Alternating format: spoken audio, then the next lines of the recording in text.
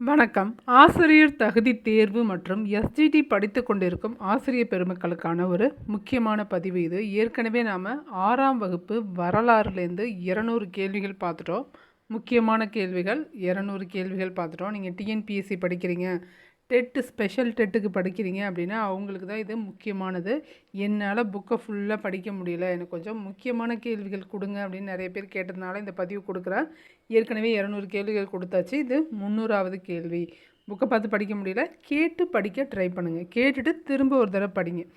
உங்கள் வெற்றி பாதையில் படிக்கட்டாகும் முயற்சியில் புக் ஃபீடிங் இருக்குது. நீங்கள் ஒரு நாள் காலையில் எழுந்துச்சு புக் எடுத்து வச்சு படிக்கிறீங்க, டெஸ்ட் எழுதுறீங்க, நீங்கள் நினச்சா மாதிரிலாம் நீங்கள் செய்கிறீங்க அப்படின்னா தான் உங்களையே உங்களுக்கு பிடிக்கும். அதனால் படிங்க, பாஸ் ஆகிடுங்க. எதுக்காக? யாருக்காகவும் இல்லை, உங்களை பிடிக்கணும். அதுக்காகவாவது படித்து பாஸ் பண்ணிடலாம். ஓகே, படிக்கலாம். முதல் கேள்வி. கிமு 6ஆம் நூற்றாண்டில் சிந்து கங்கை சமவெளியில் எத்தனை மகாஜனபதங்கள் இருந்தன? 6ஆம் நூற்றாண்டில் கங்கை சமவெளியில் 16 மகாஜனபதங்கள் இருந்தன. மௌரியர்களின் தலைநகரம் எது? பாடலிபுத்திரம். மௌரியர்களின் தலைநகரம் பாடலிபுத்திரம். முதலில் பேரரசாக உருவான மகாஜனபதம் எது? மகதம் சொல்லுவாங்க, அது பீகார், மகதம். 3வது கேள்வி. முதலில் பேரரசாக உருவான மகாஜனபதம் எது அப்படின்னா மகதம் தான். மகதம் எங்கே இருக்குன்னா பீகாரில் இருக்குது. மகதம் பீகார், மகதம் தான் பீகாராக இருக்குது. முதலில் பேரரசாக உருவான மகாஜனபதம் எது அப்படின்னா மகதம், அது பீகாருங்கிறதையும் தெரிஞ்சுக்கோங்க. சரவண பெலகுலாவில் சல்லெனஹா சடங்கை செய்தவர் யார்? சல்லஹெனா சடங்கை செய்தது யார்? சரவண பெலகுலாவில் சந்திரகுப்த மௌரியர். சந்திரகுப்த மௌரியர் தான் சரவண பெலகுலாவில் சல்லஹெனா அப்படிங்கிற சடங்கை செய்தார். சரவண பெலகுலாவில் இருக்கும் சிலையின் பெயர் என்ன? பாகுபலி. பாகுபலி சிலை எங்கே இருக்குது? சரவண பெலகுலாவில் இருக்குது. மகதத்தின் அரசியல் மேலாதிக்க வளர்ச்சி எந்த வம்சத்தின் பிம்பிசாரர் காலத்தில் தொடங்கியது? ஹரியங்கா வம்சம். ஹரியங்கா வம்சம். சோஷியலுங்கிறது ரொம்ப ஒரு கடினமானது. நீங்கள் பேப்பர் 2ல் சோஷியலில் சூஸ் பண்ணியிருந்தீங்க அப்படின்னா கூட இதை படிங்க. அந்த ஒரு ஏற்கனவே நான் ஒரு தடவை படிச்சிட்டேன், 2வது தடவை 3வது தடவை படிக்கிறத விட ரிவைஸ் பண்ணுறது ரொம்ப ரொம்ப முக்கியம். ஒரு தடவை பக்கத்தில் இருக்கவங்களை கேட்டு படிங்க, ஒரு தடவை பக்கத்தில் இருக்கவங்களுக்கு சொல்லி கொடுங்க, ஒரு தடவை புக்கை பார்த்து படிங்க. அந்த மாதிரி ஒரு 4-5 தடவை ரிவைஸ் பண்ணிங்கன்னா தான் அடுத்த 2 மாதத்துக்கு உங்களுக்கு மனசில் இருக்கும். அதனால் யாருக்கிட்டேயும் இவங்கள்ட்ட பேச மாட்டேன் அவங்கள்ட்ட பேச மாட்டேன்லாம் யோசிக்காமல் சொல்லுங்கள். நான் இது படித்தேன், நீ படிச்சியா அப்படின்னு கேட்டு சொல்லிக்கிட்டிங்கனாலே இன்னும் கொஞ்சம் மெமரி ஆகும். மகதத்தின் அரசியல் மேதாதிக்க வளர்ச்சி எந்த வம்சத்தின் பிம்பிசாரர் காலத்தில் தொடங்கியது அப்படின்னா ஹரியங்கா வம்சம். ஹரியங்கா வம்சத்தில் தான் பிம்பிசாரர் காலத்தில் தொடங்குச்சு. முதல் பௌத்த மாநாட்டை ராஜகிரகத்தில் கூட்டியவர் யார்? அஜாத சத்ரு. முதல் பௌத்த மாநாடு நடந்தது ராஜகிரகத்தில், அதை கூட்டினது அஜாத சத்ரு. பாடலிபுத்திரத்தில் புதிய தலைநகருக்கு அடித்தளம் அமைத்த ஹரியங்கா வம்ச மன்னர் யார்? உதயன். பாடலிபுத்திரத்தில் புதிய தலைநகருக்கு அடித்தளம் அமைத்த ஹரியங்கா வம்ச மன்னர் உதயன். சரவண பெலகுலா எங்குள்ளது? கர்நாடகாவில் இருக்குது. பாகுபலி சிலை எங்கே இருக்குது? சரவண பெலகுலாவில் இருக்குது. அப்போ பாகுபலி சிலை எங்கே இருக்குது? கர்நாடகாவில். 2வது பௌத்த மாநாட்டை வைசாலியில் கூட்டியவர் யார்? காலசோகா. 2வது பௌத்த மாநாட்டை வைசாலியில் கூட்டியவர் யார்? காலசோகா. சிசுநாக வம்சத்தை தோற்றுவித்தவர் யார்? சிசுநாகர் தான். அவர் பேர்லேயே தோற்றுவிச்சார். சிசுநாக வம்சத்தை தோற்றுவித்தவர் சிசுநாகர். கலிங்க போரின் பயங்கரத்தை அசோகர் தனது எத்தனையாவது கல்வெட்டில் விவரித்துள்ளார்? 13வது கல்வெட்டு. கலிங்க போரின் பயங்கரத்தை அசோகர் தனது எத்தனையாவது கல்வெட்டில் விவரித்துள்ளார்? 13வது கல்வெட்டில். அசோகர் எந்த ஆண்டு கலிங்கத்தின் மீது போர் தொடுத்தார்? கிமு 261. 13வது கேள்வி. அசோகர் எந்த ஆண்டு கலிங்கத்தின் மீது போர் தொடுத்தார்? கிமு 261. இந்தியாவின் முதல் பெரிய பேரரசு எது? மௌரிய பேரரசு. இந்தியாவின் முதல் பெரிய பேரரசு எது அப்படின்னா மௌரிய பேரரசு. இண்டிகா என்பது யாரோட நூல்? மெகஸ்தனிஸ் நூல். இண்டிகாங்கிறது யாரோட நூல்? மெகஸ்தனிஸ். முதலாவது பௌத்த மாநாட்டை ராஜகிரகத்தில் கூட்டியவர் அஜாத சத்ரு. 3வது பௌத்த மாநாட்டை பாடலிபுத்திரத்தில் கூட்டியவர் அசோகர். இந்த கொஷின் ரிப்பீட் ஆகிருக்கு. 4வது பௌத்த மாநாட்டை காஷ்மீரில் கூட்டியவர் கனிஷ்கர். முதல் அஜாத சத்ரு, 3வது அசோகர், 4வது கனிஷ்கர். அடுத்து பாடலிபுத்திர நகருக்கு எத்தனை நுழைவாயில்களும் கண்காணிப்பு கோபுரங்களும் இருந்தன? பாடலிபுத்திர நகருக்கு 64 நுழைவாயில்களும் 570 கோபுரங்களும் இருந்தன. நுழைவாயில் மட்டுமே 64 இருந்திருக்கு. மேலே செக் பண்ணுறதுக்கு கண்காணிப்பு கோபுரம் வச்சுருப்பாங்க இல்லையா, அதில் 570 கோபுரங்கள் இருந்திருக்கு. அடுத்து பிந்துசாரரை அமிர்தகதா. பிந்துசாரரை அமிர்தகதா என அழைத்தவர் கிரேக்கர்கள். அமிர்தகதான்னு யார் தான் அழைச்சாங்க? கிரேக்கர்கள் தான் அழைத்தார்கள். கிரேக்க ஆட்சியாளர் செலியூக்கஸ் நிகோடரின் தூதுவரான சந்திரகுப்த மௌரியர் அரசவையில் 14 ஆண்டுகள் இந்தியாவில் இருந்தவர் யார்? கிரேக்க ஆட்சியாளரான செலியூக்கஸ் நிகோடரோட தூதுவராக நம்ம நாட்டுக்கு வந்தார். அவர் சந்திரகுப்த மௌரியரோட அரசவையில் வந்ததே தெரியாமல் இங்கேயே தங்கிட்டார். 14 வருஷம் தங்கியிருந்தார். யார் அவர்? மெகஸ்தனேஸ். அவர் யாரோட தூதுவர்? செலியூக்கஸ் நிகோடரின் தூதுவர். எங்கேருந்து வந்தார்? கிரேக்கத்துலேருந்து வந்தார். சிம்ஹசேனா என்பது யாருடைய இயற்பெயர்? சிம்ஹசேனாங்கிறது பிந்துசாரரோட இயற்பெயர். சிம்ஹசேனா பிந்துசாரர். எந்த சமணத்துறவி சந்திரகுப்த மௌரியரை தென்னிந்தியாவிற்கு அழைத்து வந்தார்? பத்திரபாகுங்கிறவர் தான் அழைத்து வந்தார். எந்த சமணத்துறவி சந்திரகுப்த மௌரியரை தென்னிந்தியாவிற்கு அழைத்து வந்தார்? பத்திரபாகு. அடுத்து பிந்துசாரர் தன் மகன் அசோகரை எந்த பகுதியில் ஆளுநராக நியமித்தார்? உஜ்ஜயினியில். பிந்துசாரரோட மகன் அசோகரை எந்த பகுதியின் ஆளுநராக நியமித்தார்? உஜ்ஜயினிக்கு ஆளுநராக நியமித்தார். மௌரிய பேரரசை மகதத்தில் நிறுவியவர் யார்? சந்திரகுப்த மௌரியர். மௌரிய பேரரசை மௌரிய பேரரசை மகதத்தில் நிறுவியவர் யார்? சந்திரகுப்த மௌரியர். அடுத்து அசோகர் ஒரு பிரகாசமான நட்சத்திரம் போல் இன்று வரை ஒளிர்கிறார் என்று சொன்னது யார்? Hg Wells. வெல்ஸ் தான் சொன்னார். ஸ்டார்னு சொன்னார் அசோகர் ஒரு பிரகாசமான நட்சத்திரம் போல் இன்று வரை ஒளிர்கிறார்னு சொன்னது ஹெச்எஸ் வெல்ஸ். சந்த அசோகர் என்பதன் பொருள் என்ன? கொடிய அசோகர் அப்படின்னு அர்த்தமா. சந்த அசோகர் அப்படிங்கிறதோட பொருள் கொடிய அசோகர் அப்படின்னு பொருள். பேரரசர் அசோகருடைய ஆணைகள் மொத்தம் எத்தனை? 33 ஆணைகள். பேரரசர் அசோகருடைய ஆணைகள் மொத்தம் 33. பாடலிபுத்திரத்தில் 3வது பௌத்த மாநாட்டை நடத்தியவர் யார்? அசோகர். பாடலிபுத்திரத்தில் 3வது பௌத்த மாநாட்டை நடத்தியவர் அசோகர்.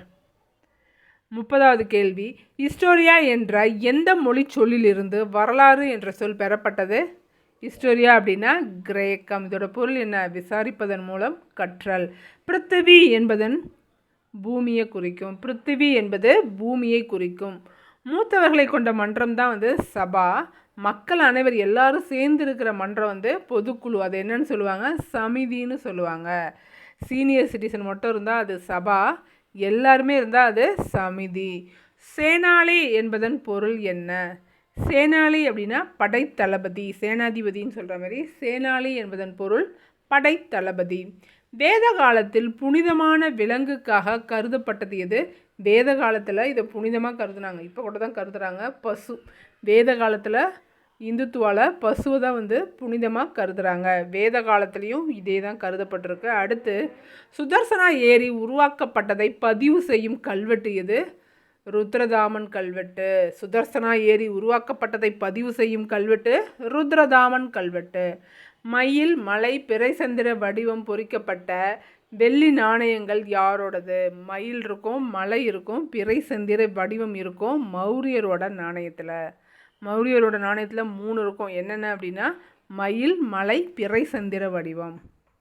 அடுத்து நீர்வளம். நீர்வளம், மரங்கள், காடுகள் தொடர்புடைய கடவுள் யார் அப்படின்னா இந்திரனா.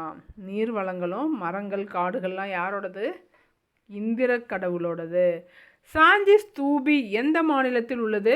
மத்திய பிரதேசத்தில் உள்ளது. சாஞ்சி ஸ்தூபி மத்திய பிரதேசத்தில் உள்ளது. கலிங்கம் என்பது தற்போதைய எது? கலிங்கம் என்பது தற்போதைய ஒடிசா மாநிலம். என்கிட்ட மெட்டீரியல் வாங்கினவங்க, என்கிட்ட பிடிஎஃப் வாங்கினவங்க எல்லாரும் பாஸ் பண்ணிவிடுங்க, படித்து பாஸ் பண்ணிவிடுங்க. உங்ககிட்ட மெட்டீரியல் வாங்கினேன், நான் பாஸ் ஆகிட்டேன் அப்படிங்கிறது மட்டும்தான் எனக்கு மெசேஜாக வரணும். அதனால் தொடர்ந்து விடாமல் படிங்க. உங்களுக்கு என்ன ஹெல்ப் வேணுமோ அதை கேளுங்க. இந்த மாதிரி நான் படித்தா பாஸ் பண்ணிவிடுவோம் போல், எனக்கு இந்த மாதிரி கொடுங்களா அப்படின்னு கேட்டால் கண்டிப்பாக நான் செஞ்சு தர ரெடியாக இருக்கேன். ஆனால் படித்து பாஸ் ஆகிடுங்க. உங்களால் நான் படித்தேன் அப்படின்னு நீங்கள் சொல்கிற ஒரு வார்த்தைக்காக தான் நான் வெயிட் பண்ணிகிட்ருக்கேன். படிங்க. காமரூபம் என்பது தற்போதைய அசாம். காமரூபம் அப்படிங்கிறது தற்போதைய அசாம். மாசாகஸ் எனப்பட்ட எந்த நாணயங்களை மௌரியர்கள் பயன்படுத்தினர்? செம்பு நாணயங்கள். மாசாகஸ் எனப்பட்ட எந்த நாணயங்களை மௌரியர்கள் பயன்படுத்தினாங்க அப்படின்னா செம்பு நாணயங்களை தான். சிந்துவெளி நாகரிகத்தில் மொத்தம் எத்தனை பெருநகரங்கள் இருந்தன? 6 பெருநகரங்கள் இருந்திருக்கு. சிந்துவெளி நாகரிகத்தில் மொத்தம் எத்தனை பெருநகரங்கள் இருந்தன? 6 இருந்திருக்கு. அசோகரின் பேரன் தசரதன் மௌரியரின் கல்வெட்டுகள் இடம்பெற்ற இடம் எது? அசோகரின் பேரன் தசரதன் மௌரியர் கல்வெட்டுகள் இடம்பெற்றுள்ள இடம் எங்கே இருக்குது அப்படின்னா நாகார்ஜுனகொண்டா. அதில் தான் மௌரியர், அசோகரோட பேரன் தசரதன் அவங்களோட செய்திகள்லாம் இடம்பெற்றிருக்கு. பாபர் குன்றுகளில் உள்ள 3 குகைகளில் யாருடைய அர்ப்பணிப்பு கல்வெட்டுகள் உள்ளன? பாபர் குன்றுகளில் உள்ள 3 குகைகளில் யாருடைய அர்ப்பணிப்பு கல்வெட்டுகள் உள்ளன? அசோகரது அர்ப்பணிப்பு கல்வெட்டுகள் உள்ளன. 46வது கேள்வி பாருங்கள். பனாரஸ் தற்போது எந்த மாநிலத்தில் உள்ளது? உத்தரப்பிரதேச மாநிலத்தில் உள்ளது. பனாரஸ் பட்டுன்னு சொல்லுவாங்கள்ல, அது எங்கே இருக்குது? உத்தரப்பிரதேச மாநிலத்தில் இருக்குது. பனாரஸ், காமரூபம், மதுரை ஆகிய இடங்களில் சிறப்புமிக்க துணிகள் உற்பத்தி செய்யப்பட்டதாக குறிப்பிடும் நூல் எது அப்படின்னா அர்த்த சாஸ்திரம். கலிங்கம் என்பது தற்போதைய ஒடிசா. கலிங்கங்கிறது தற்போதைய ஒடிசா. அடுத்து 49வது கேள்வி. புஷ்யமித்திர சுங்கரால் கொல்லப்பட்ட மௌரிய பேரரசின் கடைசி அரசர் யார்? பிரகத்ரதா தான் புஷ்யமித்திர சுங்கரால் கொல்லப்பட்ட மௌரிய பேரரசின் கடைசி அரசர். இவரை கொண்டுட்டு அவங்க வந்துட்டாங்க. அடுத்து அர்த்த சாஸ்திரத்தின் ஆசிரியர் யார்? அர்த்த சாஸ்திரத்தின் ஆசிரியர் சாணக்கியர். விசாகதத்தர் எழுதிய நூல் முத்ரா ராட்சசம். விசாகதத்தர் எழுதிய நூல் எது? முத்ரா ராட்சசம். 4 மகாஜனபதங்களில் மிகவும் வலிமையான அரசு எது? மகதம். 4 மகாஜனபதங்களில் மிகவும் வலிமையான அரசு மகதம். அசோகர் யாருடைய மகன்? பிந்துசாரரோட மகன். எந்த இடத்த கொடுத்தாரு அவர் பாதுகாத்துக்க சொல்லி? உஜ்ஜயினியை ஆளுநராக ஆக்கினார். மகதத்தின் தொடக்க கால தலைநகராக இருந்தது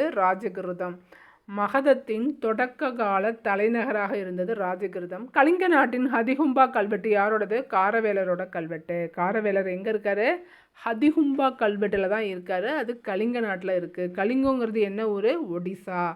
புகழூர் கல்வெட்டுகள் எந்த மாவட்டத்தில் உள்ளது? கரூரில் இருக்குது.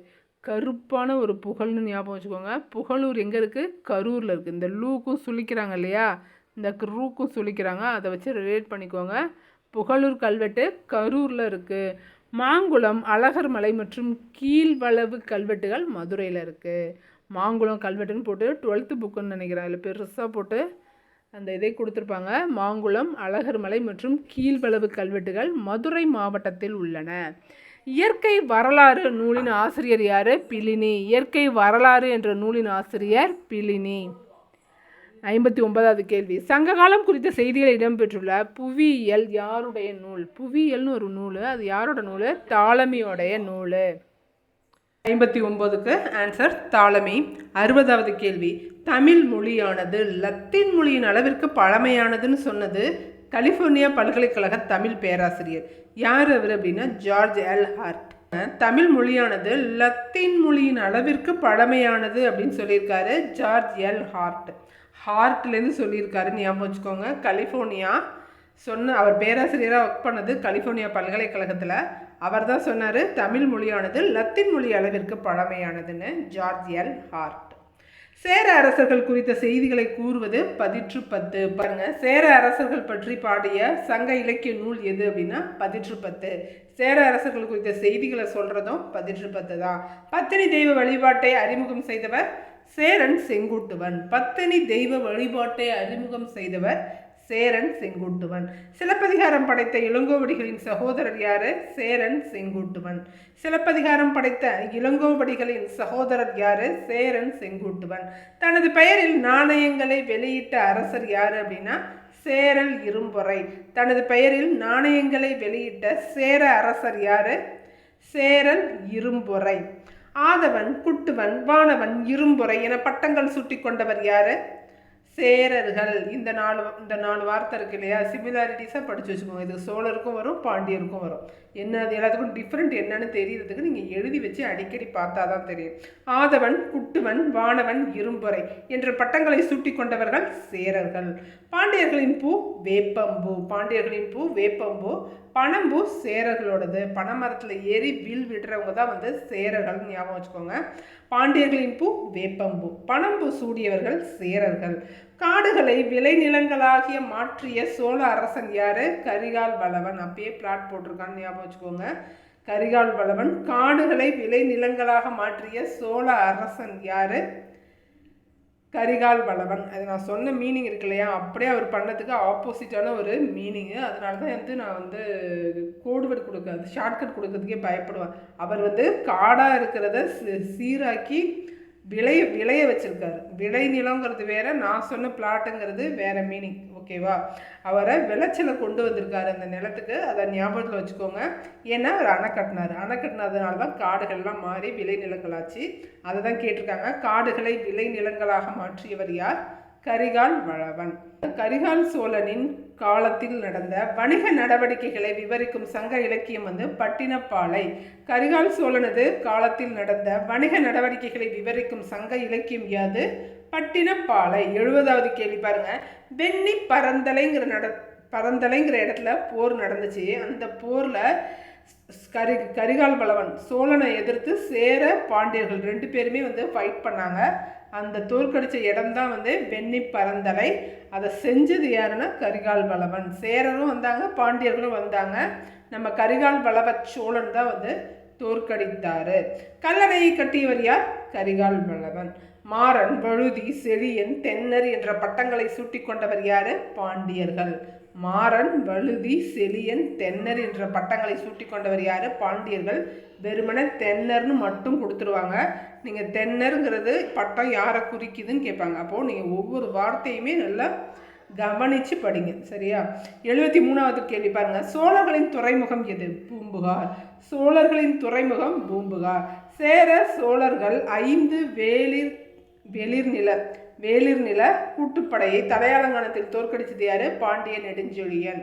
சேர சோழர்கள் பெரிய நாட்டோட தலைவர்கள். அது மட்டும் இல்லாமல் குறுநில மன்னர்களை வேளிர்கள்னு சொல்லுவாங்க. 5 வேளிர்களோட கூட்டுப்படையும் சேர்த்து பாண்டிய நெடுஞ்செழியன் தோற்கடிச்சான். எந்த இடத்துல அப்படின்னா தலையாலங்கானத்தில். தலையாலங்கானத்து செருவென்ற நெடுஞ்செழியன் கூட சொல்லுவாங்க. 75வது கேள்வி. பல வேத வேள்விகளை நடத்தியதை கொண்டாடும் விதமாக நாணயங்களை வெளியிட்ட பாண்டிய மன்னன் யாரு? முதுகுடுமி பெருவெழுதி. பல வேத வேள்விகளை நடத்தினதை கொண்டாடுறதுக்காக நாணயங்களை வெளியிட்டாரு நம்ம முதுகுடுமி பெருவெழுதி. 76. கொற்கையின் தலைவன் என போற்றப்படும் பாண்டிய மன்னன் யாரு? பாண்டியன் நெடுஞ்செழியன். கொற்கை வேந்தே அப்படின்னு சொல்லுவாங்க அவரை. கொற்கையின் தலைவன் என போற்றப்படும் பாண்டிய மன்னன் பாண்டியன் நெடுஞ்செழியன். அத்திப்பூவை மாலையாக சூடியவர் சோழர்கள். அத்திப்பூவை மாலையாக சூடியவர்கள் சோழர்கள். சோழர்களோட சிறப்பு பெயர்கள் பாருங்க. சென்னி, செம்பியன், கிள்ளி வளவன் என்று பட்டங்களை சூட்டி கொண்டவர்கள் சோழர்கள். சென்னி, செம்பியன், கிள்ளி வளவன் என்று பட்டங்கள் சூட்டி கொண்டவர்கள் சோழர்கள். பனம்பூவை மாலையாக கொண்டவர்கள் சேரர்கள். பனம்பூவை மாலையாக கொண்டவர்கள் சேரர்கள். சோழர்களின் தலைநகரம் உறையூர். சோழர்களின் தலைநகரம் உறையூர். சேரர்களின் தலைநகரம் வஞ்சி. பாண்டியர்களின் தலைநகரம் மதுரை. மென்புலம் என்று அழைக்கப்படுவது மருதம். மென்புலம் என்று அழைக்கப்படுவது மருதம். ரோமானிய கடவுள் அகஸ்டஸின் கோயில் எங்கே இருக்குது? முசிறியில் இருக்குது. ரோமானியரோட நம்ம கடல் உறவு வச்சுருந்தோம், கடல் வணிகம் வச்சுருந்தோம். அதனால் ரோமானிய கடவுள் முசிறிக்கு வந்துட்டார். அவர் தான் அகஸ்டஸின் கோயில் முசிறியில் இருக்குது. நுளத்தியர் எந்த நிலத்தின் மக்கள்? நெய்தல். நுளத்தியர் நெய்தல். சற்று தொலைவில் இருந்து எதிரியின் மீது ஏவுகணையை போன்று வீசப்படும் ஆயுதம் தான் எது? வளரி. சற்று தொலைவிலிருந்து எதிரியின் மீது ஏவுகணை போன்று வீசப்படும் ஆயுதம் வளரி. அப்படியே புக்கில் இருக்கிற லைன் தான் இங்கே கொஷின்ஸாக இருக்குது, படிச்சுக்கோங்க. இறை என்பது என்ன? நிலவரி. இறை என்பது நிலவரி. ஏலிசை வல்லான் என்று அழைக்கப்படுபவன் யார்? கரிகால் வளவன். ஏலிசை வல்லான் என்று அழைக்கப்படுபவன் கரிகால் வளவன். இரண்டாம் ராம்சேஸின் உடலில் அடைக்கப்பட்டிருந்தது என்ன? அவர் மம்மி மாதிரி அவர் பாடம் பண்ணியிருப்பாங்க. இறந்த பிறகு அவரோட உடம்புல இருந்து மூக்கில் இருந்தெல்லாம் என்ன இருந்தது? கருமிளகு கதிர்கள் இருந்தது. இரண்டாம் ராம்சேஸின் உடலில் அடைக்கப்பட்டிருந்தது கருமிளகு கதிர்கள். இந்தியாவின் முதல் பேரங்காடி என்று குறிப்பிடப்பட்ட ஊர் எது? முசிறி. இந்தியாவின் முதல் பேரங்காடி என குறிப்பிடப்பட்டது முசிறி. பாப்பரஸ் ஒப்பந்தம் தற்போது எங்க இருக்கு? வியன்னாவில் உள்ள அருங்காட்சியகத்தில் உள்ளது. பாப்பரஸ் ஒப்பந்தம் தற்போது வியன்னாவில் உள்ள அருங்காட்சியகத்தில் இருக்கு. 92வது கேள்வி, வட்டெழுத்து என்னும் புதிய எழுத்து முறை உருவானது களப்பிரர் காலத்துல தான். இருண்ட காலம்னு யாரோட காலத்தை சொல்றாங்க? களப்பிரர் காலத்தை சொல்றாங்க. எதனாலன்னா அவங்கள பற்றின தகவல்கள் நமக்கு அதிகமாக கிடைக்கல, அதனால அதை இருண்ட காலம்னு சொல்றோம். யாருடைய காலம் இருண்ட காலம் என குறிப்பிடப்படுகிறது? களப்பிரர்கள் காலம். மத்தவிலாசன், விசித்திர சித்தன், குணபாரன், சித்திரக்கார புலி என்ற பட்டங்களை சூட்டி கொண்டவர் யாரு? முதலாம் மகேந்திரவர்மன். பரிவார்த்தினி அப்படிங்கிற வீணையை வச்சிருந்ததும் இவர் தான். மத்தவிலாசன், விசித்திர சித்தன், குணபாரன், சித்திரக்கார புலி, இது எல்லாமே முதலாம் மகேந்திரவர்மனோட பட்டப்பெயர்கள். இரண்டாம் புலிகேசியின் வெற்றிகளை விவரிக்கும் கல்வெட்டு ஐகோல் கல்வெட்டு. இரண்டாம் புலிகேசி ஐகோல் கல்வெட்டு. பட்டடக்கல் வளாகத்துல சமண நாராயணர் கோவிலையும் காசி விஸ்வேஸ்வரர் கோயிலையும் கட்டியவர் யாரு? ராஷ்டிரகூடர்கள். பட்டடக்கல் வளாகத்தில் சமண நாராயணர் கோவிலையும் காசியில விஸ்வேஸ்வரர் கோயிலையும் யார் கட்டினாங்க? ராஷ்டிரகூடர்கள் தான் கட்டினார்கள். சிரிபுரி எனவும் காரபுரி எனவும் அழைக்கப்படுவது எலிபெண்டா. சிரிபுரி எனவும் காரபுரி எனவும் அழைக்கப்படுவது எலிபெண்டா. எல்லோராவில் கைலாசநாதர் கோவிலை கட்டினது முதலாம் கிருஷ்ணன். எல்லோராவில் கைலாசநாதர் கோயிலை கட்டியவர் முதலாம் கிருஷ்ணன். கன்னட மொழியின் முதல் கவிதை நூல் எது அப்படின்னா கவிராஜ மார்க்கம். அதை எழுதினது அமோக வர்ஷர். கன்னட மொழியின் முதல் கவிதை நூலான கவிராஜ மார்க்கத்தின் ஆசிரியர் அமோக வர்ஷர். 100வது கேள்வி, இந்திய கட்டடக்கலையின் தொட்டில் என அழைக்கப்படுவது ஐகோல். ஐகோல் தான் இந்திய கட்டடக்கலையின் தொட்டில் என அழைக்கப்படுது. இது 6ஆம் வகுப்பில் இருக்கிற வரலாறு பாடங்கள். இதுக்கு மேலேயும் கூடுதலாக வரலாறு பற்றின கேள்விகள் கிடைச்சிது அப்படின்னா இதை நான் தொடர்ந்து கொடுக்குறேன். டெட் வரலாறு அப்படின்னு போட்டு வரலாறுக்கு மொத்தமாக இருக்கிற எல்லாத்தையுமே அந்த பிளேலிஸ்ட்லேயே போடுறேன். அந்த பிளேலிஸ்ட்டை இதுக்கு கீழே நான் பின் பண்ணுறேன். நீங்களும் படிங்க. யாராவது படிக்கலை அப்படின்னா அவங்களுக்கு ஷேர் பண்ணி படிக்க சொல்லுங்கள். அவங்களையும் கொஷின் கேளுங்க, நீங்களும் கேளுங்க. அப்படி கேட்டால் தான் படிக்க முடியும். நான் சொல்கிறத மட்டும் கேட்குறது உங்களுக்கு ஒரு 20% தான் ஒர்க் அவுட் ஆகும். அதை ஞாபகத்தில் வச்சு தொடர்ந்து படிங்க. நன்றி, வணக்கம்.